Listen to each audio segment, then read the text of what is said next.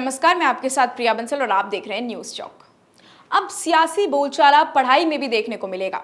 अभी तक हम कहते थे कि पढ़ो उन लोगों के बारे में, इतिहास रचते हैं जो उन लोगों की जुबानी या फिर उन लोगों की जीवनी के बारे में पढ़ो जो जीवन में उतारो और जिन्होंने देश को वो दिया जो कोई नहीं दे सकता था।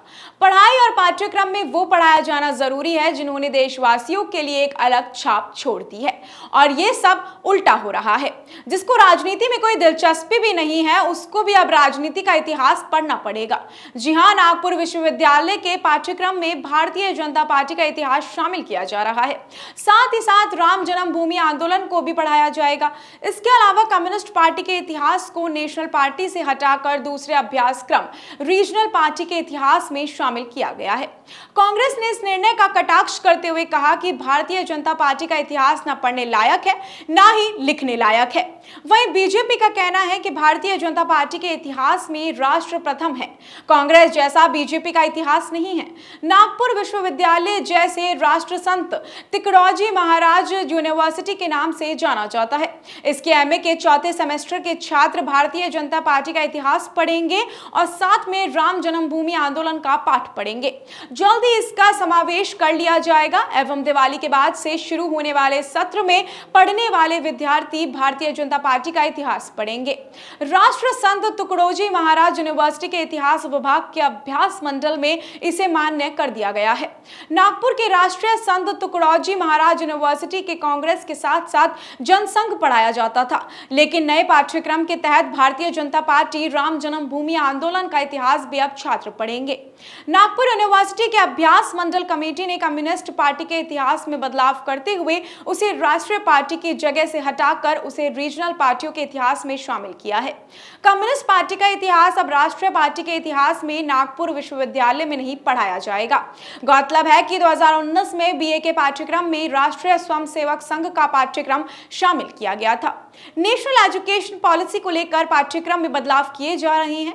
एमए इतिहास के 4th सेमेस्टर में कुछ बदलाव किए जा रहे हैं। नेशनल पार्टी को पाठ्यक्रम में शामिल किया गया है। 1948 से लेकर 2010 तक की सभी पॉलिटिकल पार्टी का अभ्यास क्रम में शामिल होना स्वाभाविक था, लेकिन भारतीय जनता पार्टी के इतिहास का कहीं पर भी जिक्र नहीं था। कांग्रेस के साथ साथ जनसंघ का इतिहास जोड़ा गया था, लेकिन देखा गया कि भारतीय जनता पार्टी का इतिहास नहीं है। इसलिए इस साल से भारतीय जनता पार्टी के कार्य और कार्य विस्तार इस वर्ष से पाठ्यक्रम में शामिल किया जा रहा है। जनसंघ के बाद भारतीय जनता पार्टी का कार्य किस तरीके का है, किस तरीके से पार्टी बनी, किस तरीके से उसने स्थिर सरकार बनाई, इन तमाम बातों का उसमें जिक्र रहेगा। जो इतिहास का जिक्र किया जाएगा इसमें अटल जी की 13 महीने की सरकार, स्थिर सरकार, ये तमाम बातें स्वाभाविक रूप से आएंगी। इस अभ्यास क्रम को ऑप्शनल के रूप में रखा गया है। छात्र चॉइस के रूप में इसे ले सकते हैं। कम्युनिस्ट पार्टी को नेशनल पार्टी से हटाकर दूसरी पार्टी की जगह दूसरे अभ्यास क्रम में रखा गया है। कम्युनिस्ट पार्टी का अभ्यास क्रम अब तक नेशनल पार्टी में विद्यार्थी पढ़ते थे, लेकिन अब उसे रीजनल पार्टी के अलग से पाठ्यक्रम में रख दिया गया है। 1980 से 2000 तक की जो भी आंदोलन हुए हैं उसे विषय को समावेश करते हुए का निर्णय लिया गया है। उस दौरान राम जन्मभूमि आंदोलन भी आता है। इंडियन मास मूवमेंट टॉपिक के तहत राम जन्मभूमि आंदोलन को भी रखा गया है, क्योंकि 1980 से 2000 के बीच में बहुत बड़ा जन आंदोलन भारत में उभर कर खड़ा हुआ है। अब इस पूरे मामले में आपकी क्या राय है, हमें कमेंट सेक्शन में जरूर बताइएगा। क्या बच्चों को बीजेपी का इतिहास पढ़ाना चाहिए या फिर नहीं? ऐसी और भी तमाम अपडेट्स और जानकारी के लिए आप बने रहिए हमारे चैनल न्यूज चौक के साथ। मैं आपके साथ प्रिया बंसल, इजाजत दीजिए, नमस्कार।